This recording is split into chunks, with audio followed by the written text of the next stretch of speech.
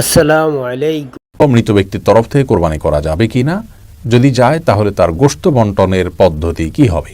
এর উত্তর হলো, মৃত ব্যক্তির তরফ থেকে কোরবানি করা যাবে। নবী করিম সাল্লাল্লাহু আলাইহি সাল্লামের তরফ থেকে আলী রাদিয়াল্লাহু তাআলা কোরবানি করেছেন। অতএব নিজের মা, বাবা কিংবা অন্য কোনো আত্মীয় স্বজনের তরফ থেকে যারা মৃত্যুবরণ করেছেন তাদের তরফ থেকে আপনি কোরবানি করতে পারেন।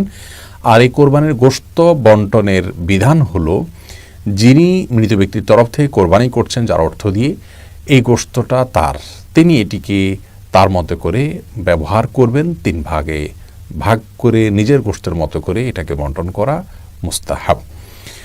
আর যদি কোনো ব্যক্তি মৃত্যুর আগে ওসিয়ত করে যান কোরবানির জন্য, তাহলে সেই কোরবানি গোশত আবার সম্পূর্ণটুকু দান করে দেব গরিবদেরকে।